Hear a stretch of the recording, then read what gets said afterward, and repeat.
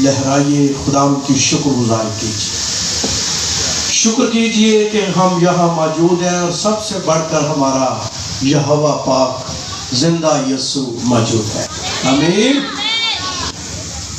آج کے دن کے لیے خدا کی شکر گزاری کرتے ہیں۔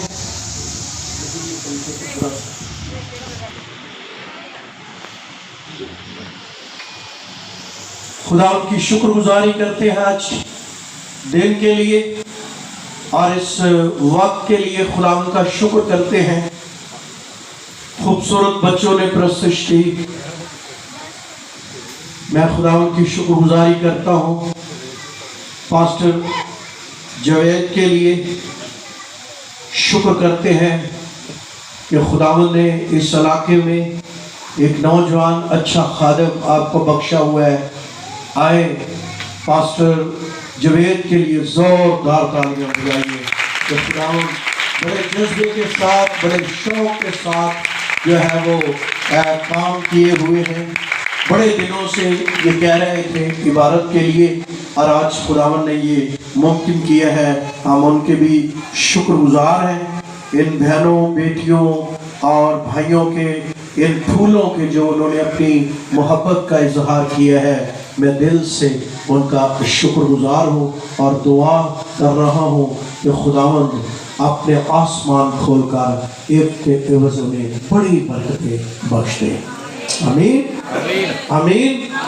کیونکہ بائبل مقدس میں لکھا ہے کہ جو میرے خادم کو ایک ٹھنڈے پانی کے گلاس بھی پلا دے گا، وہ اپنا اجر کبھی کبھی کبھی نہیں کھوئے گا۔ آمین۔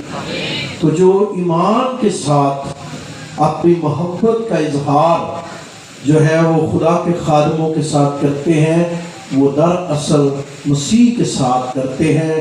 اور مسیح نے کہا بھی کہ میں تیرے گھر آیا تھا۔ اس نے کہا یسوع تو کب آیا تھا؟ اس نے کہا جب میرا چھوٹے سے، حالانکہ ہم نہیں سمجھتے چھوٹے خادموں کو، ہم نہیں سمجھتے، اب ہم تو پرانے ہو گئے، ہم تو جہاں بھی جائے تو ہمیں سمجھتے ہی ہیں، لیکن ایک وقت ہوتا ہے جب آپ نئی خدمت کا آغاز کرتے ہیں، اس وقت آپ کو کوئی نہیں سمجھتا۔ لیکن میں کہنا چاہتا ہوں کہ بائبل کہتی ہے چھوٹے سے چھوٹا خادم آیا تھا، میں ہی آیا تھا۔ اس کا مطلب ہے کہ خدا اپنے خادموں کے وسیلے سے وزٹ کرتا ہے۔ اور آج اعظم بستی کی گلی، اس میں جو بھی اس کا نمبر ہے، اس میں وزٹ کرنے کے لیے اس علاقے میں یسوع آ گیا ہے۔ آمین آمین۔ اس لیے آئیے آج ایک بڑا خوبصورت خیال جو مجھے خداوند کی طرف سے ملا ہے، میں آپ تک پہنچانا چاہتا ہوں۔ اور میں نے اپنی زندگی کے 30-40 سالوں میں دیکھا ہے کہ اگر کلام کسی کی روح کے اندر آ گیا تو اس کی زندگی کے مارے نیارے ہو۔ آمین آمین۔ باقی مسئلے مسائل چھوٹے موٹے زندگی میں ہوں گے، لیکن اگر کلام میجر اس کی زندگی میں آ گیا، اس لیے بائبل میں لکھا ہے کہ میں خدا نے اپنے سب ناموں سے زیادہ اپنے کلام کو کیا دی ہے، عظمت دی ہے۔ اس کا مطلب کلام کی کوئی خاص اہمیت ہے، خدا کا کلام کوئی خاص جو ہے وہ وقت رکھتا ہے، خدا کوئی موقع رکھتا ہے ایسا۔ اس لیے آئیے میرے ساتھ شموئیل نبی کی دوسری کتاب کھولیں گے اور اس کا 3واں باب نکالیں گے خدا کے کلام میں سے۔ شموئیل کی دوسری کتاب، اس کا چیپٹر نمبر 3 ہے اور ورس نمبر 1 ہے۔ بڑی خوبصورت یہ ورس لکھی ہوئی ہے، اور اس کو پڑھنے سے ہمیں اپنی زندگی کا جائزہ لینے کا موقع ملتا ہے، اور ہمارے بے شمار سوالوں کا جواب بھی ملتا ہے۔ لکھا ہے خدا کے کلام میں، غرض سول کے گرانے اور داؤد کے گرانے میں مدت تک جنگ رہی، اور داؤد روز بروز زوراور ہوتا گیا، اور سول کا گرانا کمزور ہوتا گیا۔ میرے پیچھے کہیے، غرض سول کے گرانے اور داؤد کے گرانے میں مدت تک جنگ رہی اور داؤد روز بروز زور آور ہوتا گیا اور سول کا خاندان کمزور ہوتا گیا۔ خداوند کے زندہ اس کے اقدس کلام کے پڑھے اور سنے جانے پر اس کی برکت ہو۔ یہ بڑی حیران کن بات ہے کہ ایک خاندان جو ہے وہ زور آور ہوتا گیا ہے اور ایک خاندان جو ہے وہ کمزور ہوتا گیا۔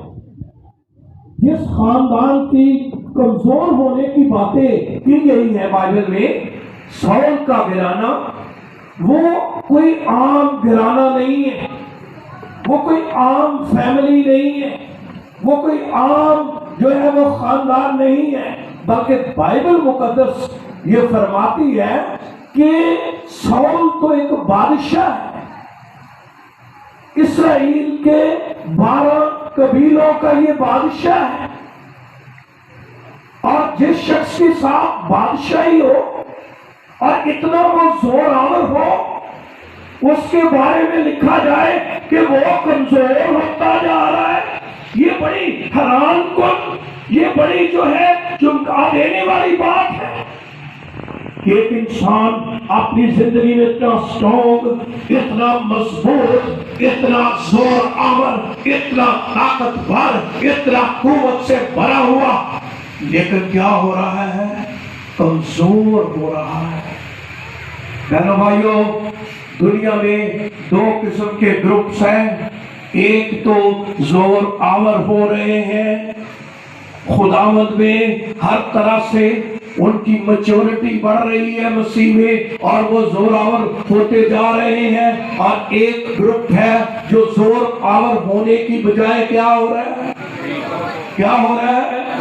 اور کبھی کبھی ہمیں سوال کرتے ہیں کہ میرے ساتھ ایسا کیوں ہو رہا ہے، ہمارے خاندان کیوں ترقی نہیں کر رہے، ہم کیوں نہیں آگے بڑھ رہے، ہماری کیوں آگے ترقی نہیں ہو رہی؟ تو آج میں بتانا چاہتا ہوں کہ بڑھنے کے بھی کچھ اصول ہیں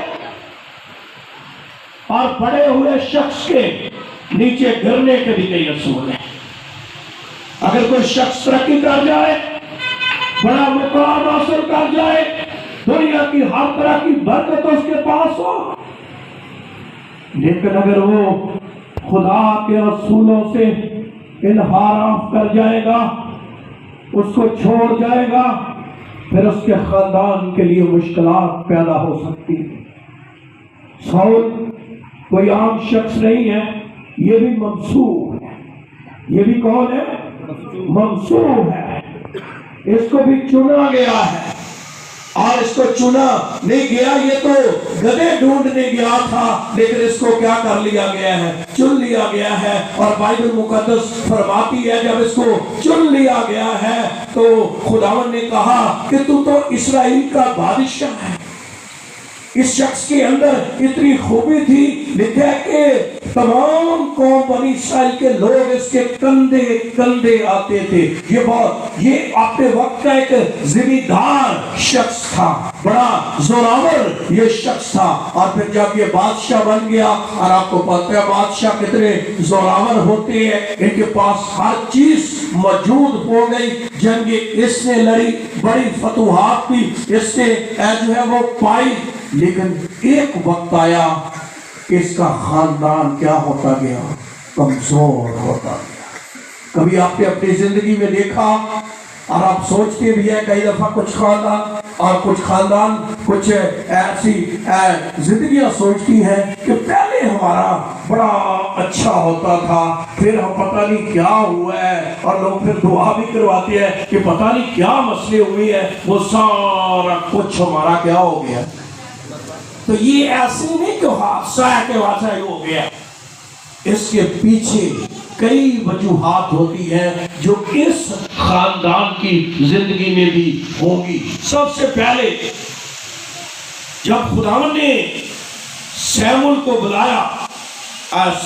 بلایا تو خداوند کا کلام کہتے ہیں بڑا مشہور واقعہ ہے خدا کے کلام میں جو سے آپ اکثر اس کو جانتے ہیں. میں زیادہ اس کی تشریح میں تو نہیں جانا چاہوں گا، لیکن سیموئیل کی کتاب کے پہلے سیموئیل کے اندر اس کا ذکر پایا جاتا ہے کہ اس کو کہا گیا، ایک حکم دیا گیا، اور حکم اسے کیا دیا گیا؟ حکم اسے یہ دیا گیا 15ویں باب میں لکھا ہے، اور سیموئیل نے ساؤل سے کہا خدا نے تجھے مسح کر کے بھیجا. تو یہ موضوع تھا کہ میں تجھے مسح کروں تاکہ تو اس کی قوم اسرائیل کا بادشاہ ہو. سو اب تو خدا کی باتیں سن.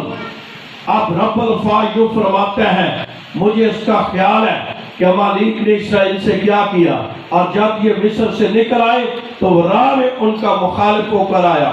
تو ان کو ایک آرڈر دیا گیا، سو اب تو جا اور امالیک کو مار، اور جو کچھ ان سب کا ہے وہ بالکل کیا کرتے؟ نیز کرتے. تو قوم تھی امالیک. اس قوم کو کہا گیا کہ ساؤل کو حکم دیا کہ تجھے بادشاہ بنا دیا ہے، منصوب بنا دیا ہے، تو بادشاہ بن چکا ہے، لیکن آپ سن لے میری بات. یہ خیال اپنے ذہن میں رکھ لے، یہ خیال اپنے ذہن میں رکھ، اور یہ خیال کیا کرنا ہے تُنے کہ تُنے قوم جو امالیکی قوم ہے اس کو صفحہ ہستی سے کیا کر دینا ہے؟ مٹا دینا ہے. میرے ساتھ ہو بچوں؟ جب وہ یہ بات اس کو کہی تو اس نے سن لی. کیا کر لی؟ سن لی. شاید وہ اس نے سوچا میں مسح ہو گیا ہوں. غور سے سنیں کہ خدا کا کلام کیا ہو گیا ہوں؟ مسح ہو گیا ہوں. میں گیت گوت گا لینے اس لیے میں جو مرضی کروں. بات میری طرح سمجھے میں کیا کہنا چاہتا ہوں. میں کلام سنا لیتا ہوں اس لیے میں جو مرضی کروں. میں باری بیعتی دے لیتا ہوں اس لیے میں جو مرضی کروں. میں ساز بجا لیتا ہوں، میں جو مرضی، کیونکہ میں کیا بن گیا ہوں؟ منصوب. لیکن خداوند کا کلام کہتا ہے یہ وہ وجہ تھی، یہ وہ وجہ تھی جس کی بنا پر ساؤل کا گرانا یہاں تھا اور میرے بہنوں بھائیوں یہاں آ گیا.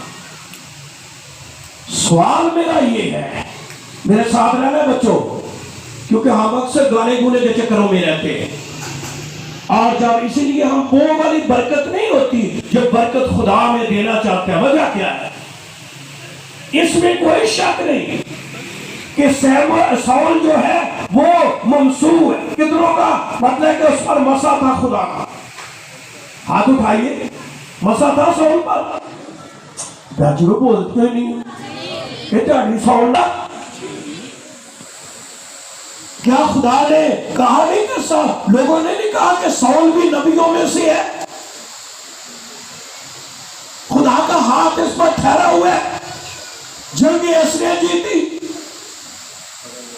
لیکن جب ایک آرڈر دیا گیا، حکم دیا گیا، تو خدا کا کلام کہتا ہے اس نے جا کر کیا کیا؟